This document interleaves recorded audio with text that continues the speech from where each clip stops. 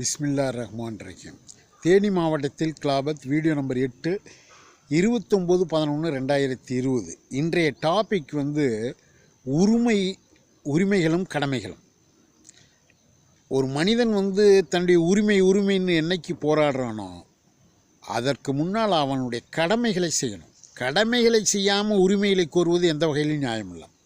விஷயம் என்னென்னா, எனக்கு 69 வயசு, நான் ஒரு சீனியர் சிட்டிசன், ஒரு மூத்த குடிமகன் என்ற முறையில் என்னுடைய கடமைகளை நான் செய்துக்கிட்டு இருக்கேன்.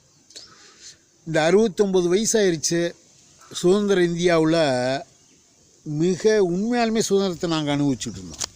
எந்த விதமான நெருடல்களும் இல்லாமல் அமைதியான முறையில் நாங்கள் வாழ்ந்துக்கிட்டு இருந்தேன்.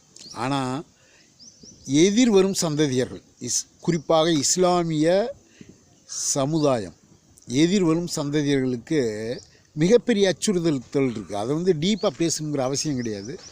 என்னுடைய உள்மனம் சொல்லுது, நான் அனுபவித்த இந்த சுதந்திரம், இந்த அமைதியான அழகான ஒரு வாழ்க்கை எதிர்வரும் சந்ததியர்களுக்கு நிச்சயமாக மிகப்பெரிய அச்சுறுத்தல் இருக்குது. அந்த அடிப்படையில் தான் என்னுடைய கடமைகளை செய்யணும். நான் அஸ் அ சீனியர் சிட்டிசன் என்னுடைய கடமைகளை செய்யணும்னு சொல்லி இந்த தேனியில் கிலாபத் என்ற இந்த சேனல் நான் ஆரம்பிச்சிருக்கேன். இது ஒரு ஒன்மேன் ஆர்மி மாதிரி இருக்கலாம். ஆனால் விஷயம் என்ன அப்படின்னா, இந்த எதிர்வரும் சந்ததியர்கள் அமைதியாக பாதுகாப்புடன் வாழணும் அப்படின்னா, இந்த இறையிலங்களை மையமாக வைத்து இயங்கக்கூடிய இந்த நிர்வாக குழுக்கள் ஒரு சிறிய அரசாங்கத்தை போல அதிகார மையமாக மாறணும். அதை மாறுறதுக்கான வழிமுறை என்னென்னா இந்த மும்முனை கொள்கை. ஏன்னா அதில் முக்கியமான விஷயம் அந்த மூன்றாவது கொள்கைன்னா இந்த இஸ்லாமிக் ட்ரெடிஷ்னல் கோர்ட்னு சொல்கிறேன்.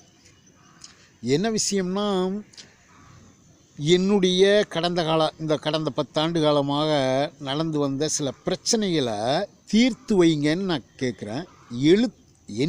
எப்படி தீர்த்து வைக்கணும்? தீர விசாரித்து எழுத்துப்பூர்வமான ஒரு அறிக்கையை கேட்குறேன். சரிங்களா?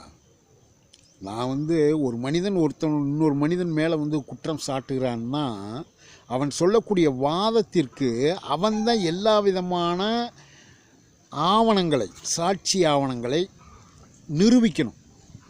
ஏன்னா நான் எல்லா விதமான விஷயங்களையும் நான் ஜமாத்து முன்னால் சொல்கிறேன். நீங்கள் தீர விசாரித்து எனக்கு எழுத்துப்பூர்வமான ஒரு அறிக்கையை கொடுங்கள்னு நான் கேட்டுக்கிட்டு இருக்கேன். ஆனால் இது நடைமுறைக்கு சாத்தியமில்லை, எங்களை சிக்கலில் நீங்கள் மாட்டி விடுறது மாதிரி தெரியுதுன்னு எல்லாரும் ஒதுக்குறாங்க. விஷயம் என்னென்னா, ஒரு இஸ்லாமியன் எப்படி குர்ஆன் ஹதீஸுக்கு கட்டுப்பட்டவனோ அதே போல் இந்திய அரசியல் சாசனத்துக்கும் கட்டுப்பட்டவன். விஷயம் என்னென்னா, இந்திய அரசியல் சாசனம் ஆர்டிக்கல் 19 உரிமைகளை பற்றி பேசுது, உரிமைகள் கொடுக்குது. அதே மாதிரி இந்திய அரசியல் சாசனம் 51A கடமைகளை பற்றி பேசுது.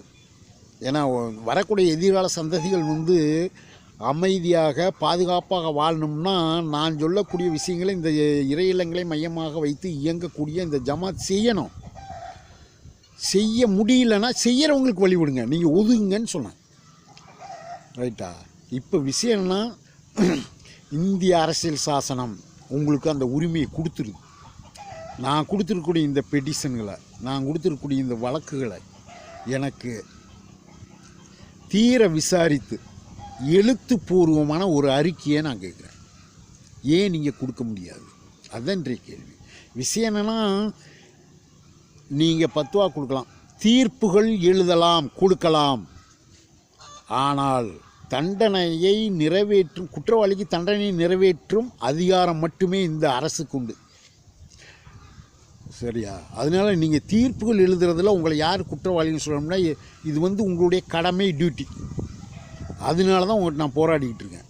எனவே ஆனால் இதற்கான சட்ட ரீதியான உரிமை உங்களுக்கு இருக்குங்கிறத நான் தெளிவாக சொல்லிக்கிட்டு இருக்கேன். இவ்வளோதான். அதனால் என்னுடைய வழக்குகளை தீர விசாரித்து எழுத்துப்பூர்வமான அறிக்கையை தருமாறு தாழ்மையுடன் கேட்டுக்கொள்கிறேன். அடுத்தடுத்த வீடியோவில் இதனுடைய பின் விளைவுகள் கான்சிக்வன்ஸுன்பாங்கள்ல, நான் கொடுத்த பெட்டிஷனுக்கு இந்த ஜமாத்துக்கள் எந்த விதமான